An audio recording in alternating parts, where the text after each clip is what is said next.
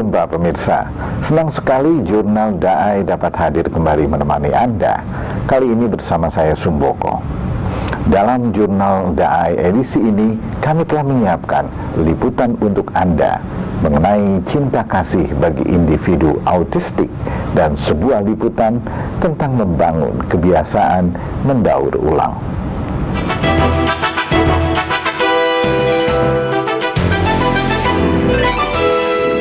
Majelis Umum PBB dalam rapat umumnya tanggal 18 Desember 2008 mengeluarkan sebuah resolusi yang menyerukan peningkatan kesadaran dan kepedulian akan autisme. Sejak itu, tanggal 2 April setiap tahun ditetapkan sebagai Hari Peduli Autisme Sedunia. Dari tahun ke tahun, jumlah penyandang autisme di Indonesia terus bertambah.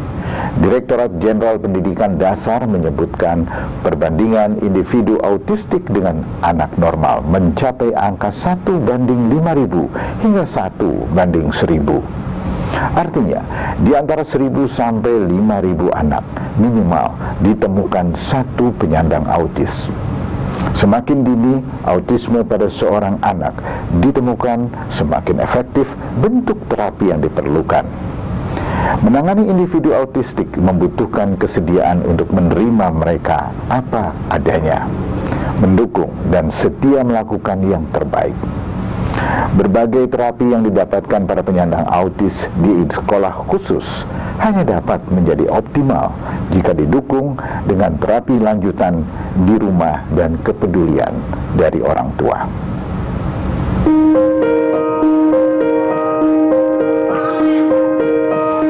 Autistic Spectrum Disorder atau gangguan spektrum autistik secara umum dikenal dengan nama autisme. Autisme sendiri berasal dari bahasa Yunani yaitu autos, yang artinya diri sendiri. Individu autistik seakan memiliki dunianya sendiri. Mereka cenderung sulit membentuk hubungan sosial. Menurut Asosiasi Psikiatri Amerika pada tahun 2000, autisme adalah gangguan perkembangan yang terjadi pada anak yang mengalami kondisi menutup diri. Sementara Depdiknas menyatakan, autisme merupakan salah satu gangguan fungsi otak yang biasa meliputi gangguan kognitif, bahasa, komunikasi, dan interaksi sosial. Di seluruh dunia, jumlahnya diperkirakan mencapai lebih dari 67 juta orang. Menurut penelitian, autisme lebih banyak terjadi pada pria daripada wanita, dengan perbandingan 4:1. Dalam sebuah laporan saluran berita terkemuka CNN, setiap 20 menit terdiagnosa satu penyandang autisme. Dari tahun ke tahun, jumlah penderita autisme di Indonesia terus bertambah. Namun, hingga saat ini, belum ada angka yang pasti berapa jumlah penyandang autisme di Indonesia. Penelitian yang dilakukan beberapa ahli memperkirakan jumlah penyandang autis di Indonesia bisa mencapai 150 hingga 200.000 individu. Sedangkan menurut Direktorat Jenderal Pendidikan Dasar, di antara 5.000 anak terdapat satu individu autistik. Dapat meningkat menjadi satu di antara 1.000. Justin itu adalah penyandang autis, dan ini dia jagoannya. Ini jagoan saya, Justin penyandang autis, dan kami yang kami jalani ini. Individu autistik memerlukan pendidikan untuk anak berkebutuhan khusus. Autis bukanlah penyakit, melainkan gangguan perkembangan. Karena saya baru pindahan rumah. Wah, ingat Maria Monik nih acaranya sama. Karenanya, tujuan pendidikan adalah agar setiap penyandang autis dapat hidup mandiri, sekaligus juga berbaur dengan sesama dalam masyarakat. Pendidikan khusus juga melatih mereka untuk dapat beradaptasi dengan berbagai situasi. Saat ini di Indonesia, menurut data dari Info Autis, terdapat lebih dari 1.700 sekolah yang tersebar di berbagai kota yang khusus menangani anak autis. Salah satunya adalah Yayasan Penuai Berkat Rahmat yang berdiri tepat pada peringatan Hari Autisme Sedunia ketiga, yaitu pada 2 April 2010. Yayasan ini menaungi sebuah sekolah dan tempat terapi untuk anak-anak berkebutuhan khusus. Berlokasi di wilayah Sunter, Jakarta Utara, Yayasan Penuai Berkat Rahmat juga memfasilitasi pengadaan pendidikan bagi siswa yang berasal dari keluarga kurang mampu.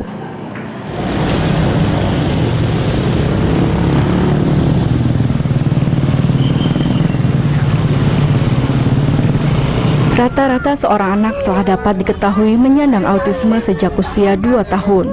Para penyandang autisme biasanya menjalani berbagai terapi, antara lain terapi perilaku, terapi sensor integrasi, terapi bicara, okupasi, dan terkadang juga terapi fisioterapi.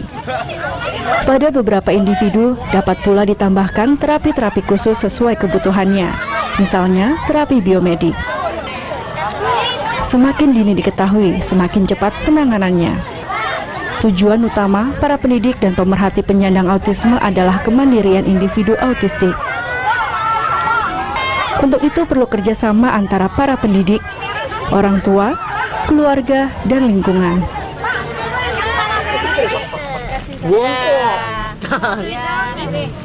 Ray berusia 18 tahun.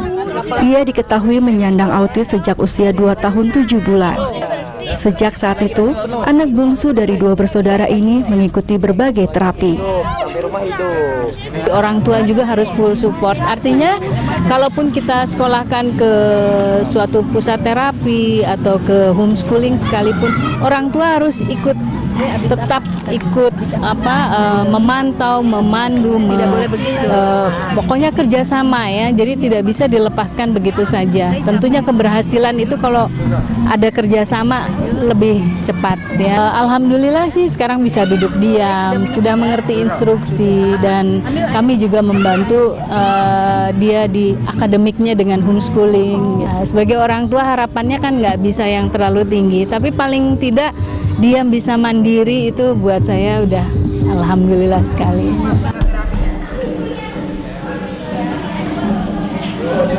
Kegiatan pengenalan alam dan lingkungan pada anak-anak berkebutuhan khusus ini diadakan untuk memperingati Hari Autisme Dunia yang ke-6 yang jatuh setiap tanggal 2 April.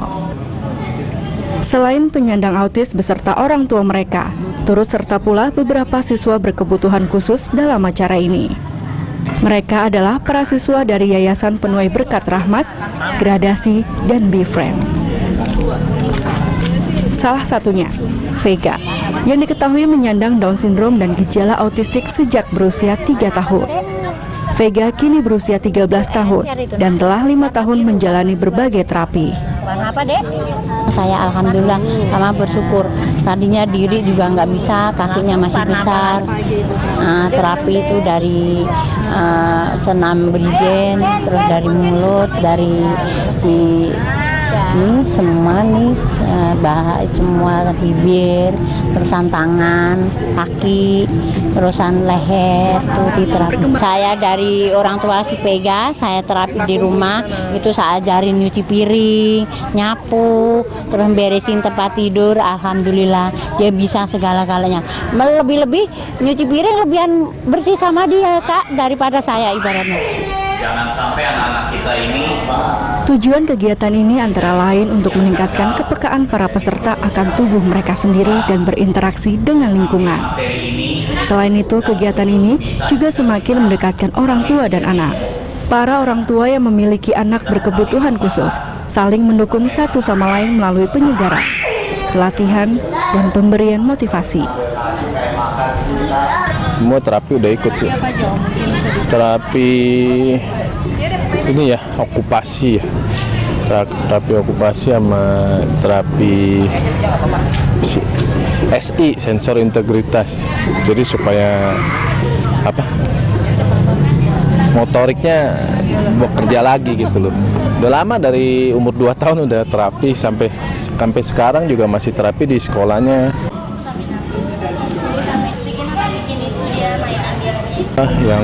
Yang kita nggak ngerti ya kita ikut gitu di terapinya. Memang di terapi aja nggak mungkin dia gurunya semua bisa sepenuhnya gitu. Tetap pulang di rumah kita mesti ngajarin dia lagi gitu. Ini mobil terbuat dari apa nih? Peran orang tua dan keluarga memang sangat besar dan tidak tergantikan. Orang tua berperan memberikan sikap mendukung sepenuhnya. menerima anak apa adanya, dan melakukan yang terbaik. Jadi senang nggak di Tanah Tinggal? Iya. Saya nggak pernah membandingkan anak satu dengan anak lain. Saya membandingkan anak ini sekarang dengan dia sebelumnya. Itu yang saya lakukan ke anak-anak saya. Anak ke dalam mana? Yang pasti memang setiap orang harus, setiap orang tua pasti harus berjuang. Dan perjuangan itu perlu proses dan tidak mudah. Perjuangan juga nggak cuma sebagai ibu aja, tapi satu keluarga. Gigitin nyamuk. Duh, Justin lagi main apa tuh? Gigit nyamuk ya? Secara umum di seluruh dunia, jumlah kasus autisme mengalami peningkatan yang cukup pesat. Jumlah penelitian dan pencegahan penyakit di Amerika Serikat mengeluarkan sebuah hasil penelitian pada tahun 2012 lalu. Penelitian itu menunjukkan bahwa saat ini di sana terdapat satu penyandang autis di antara 88 orang anak. Penyebab utama autis belum diketahui secara pasti. Namun faktor makanan dan pencemaran lingkungan yang mempengaruhi janin dianggap memberikan pengaruh yang besar.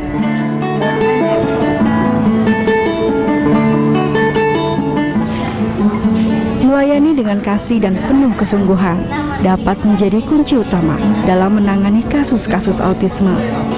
Setiap individu autistik membutuhkan penerimaan yang tulus, perlakuan yang sabar, namun tetap tegas, dan pelatihan yang konsisten untuk mendidik dan melatih mereka. Tidak hanya dari keluarga terkait, tetapi juga dari masyarakat lingkungannya.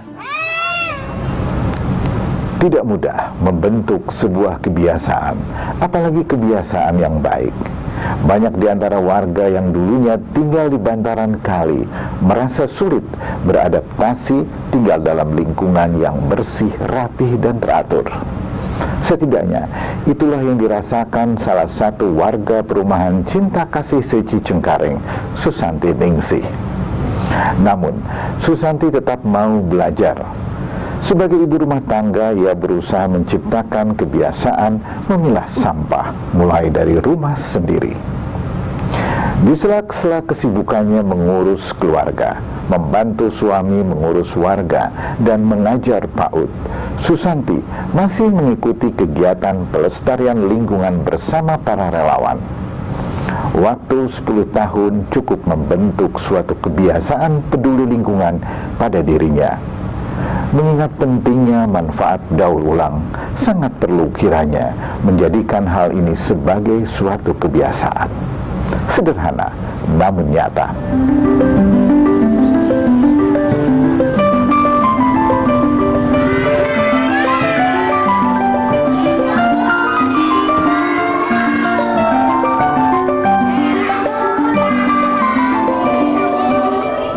Nama saya Ibu Susanti, saya ngajar di PAUD Cinta Kasih Ibu selama 2 tahun. Dan anak didik saya kurang lebih dari awal kurang lebih 100 yang tahun kemarin, dan tahun ini kurang lebih 60 anak. Dan saya dibantu sama teman-teman saya, Ibu Haji Manjila sama Ibu Suyati. Jadi di sini saya bertiga. Gimana kita ajak anak-anak ini, kita dampingin mereka di sini untuk sambil belajar, sambil bernyanyi, terutama untuk adaptasi sama teman-teman. Diputar, tangan diputar, ulang melingkar di pagar bundar.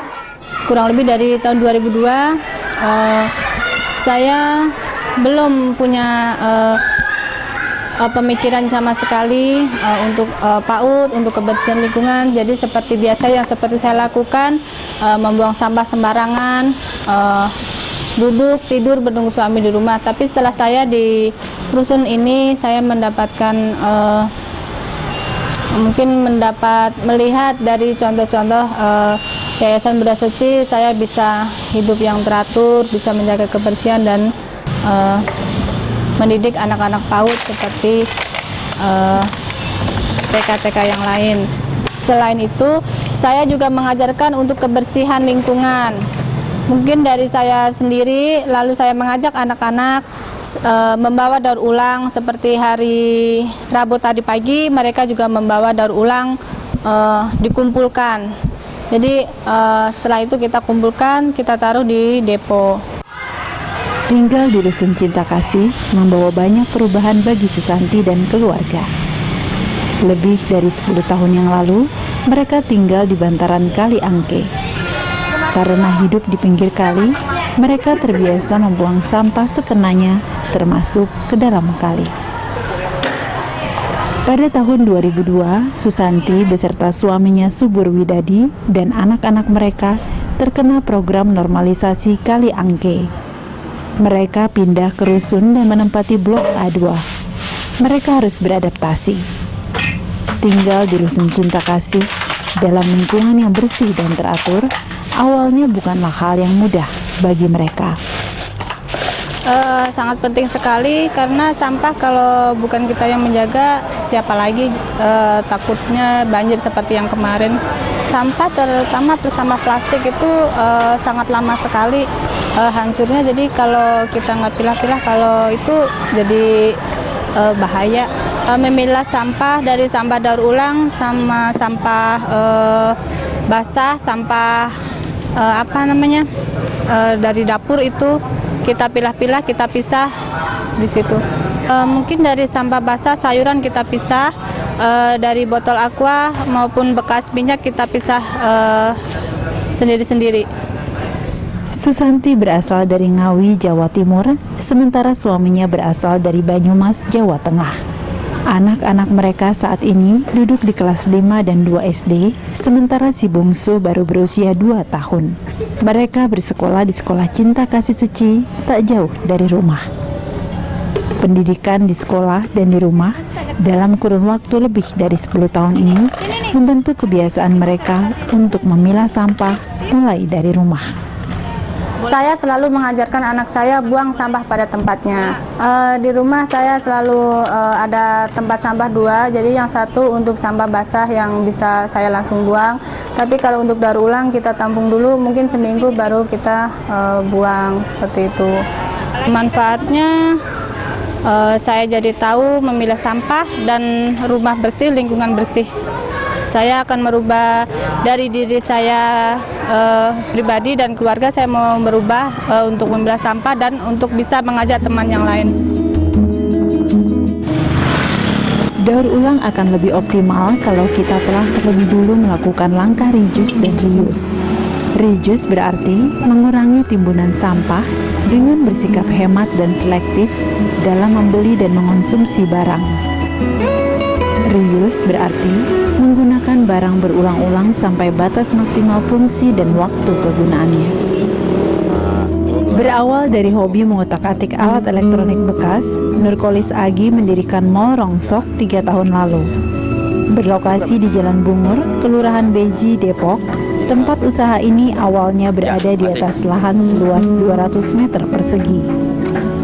Kini, luasnya mencapai 800 meter persegi. Buka selama 10 jam sehari, jumlah pelanggan yang membeli maupun menjual barang di tempat ini bisa mencapai 100 orang per hari. Ini apa? Ya manfaatnya ya banyak juga ya, daripada beli baru kan, selama yang bekas masih bisa dimanfaatin, masih bisa digunakan kan. Ya apa salahnya gitu cari ke sini gitu. Selain membantu menghemat sumber daya, yang berarti pula mengurangi sampah di lingkungan, Nurkolis membuka usaha ini untuk tujuan sosial. Ia tidak pernah menolak siapapun yang menawarkan barang apapun untuk dijual padanya. Sampai jantung kita mau copot. Masih bagus. Menjual berapa? 250. Mahalan, gue nggak bisa jual dah. Hah? Nggak bisa jual. Cepet aja dah, nggak apa, gue jual pego.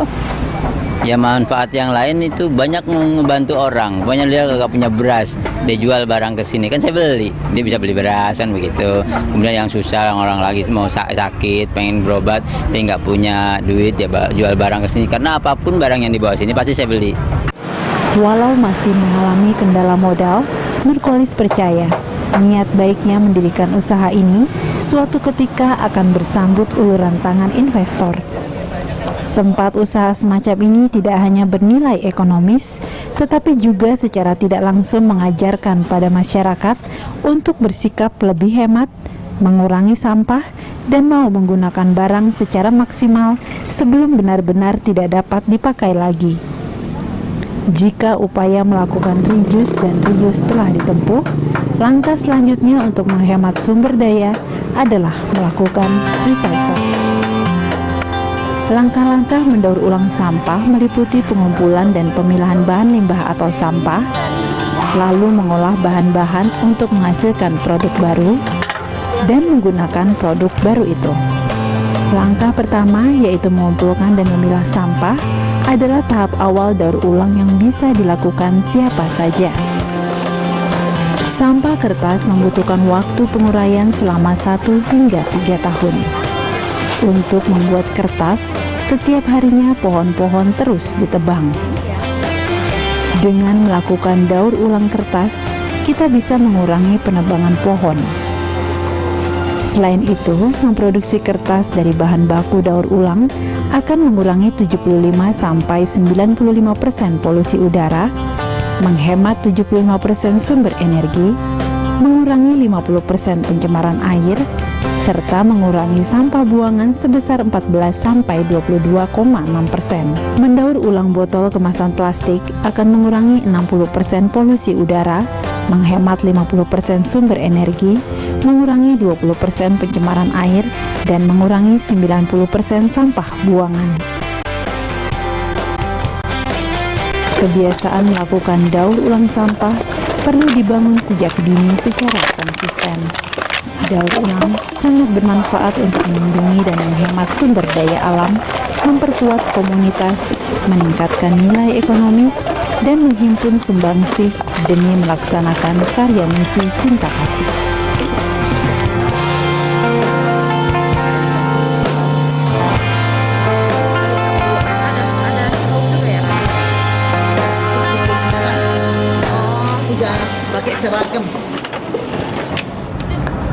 Mampu melepaskan status diri dan dengan rendah hati melakukan kegiatan daur ulang sumber daya merupakan sikap melepaskan keakuan dan kemelekatan yang sejati.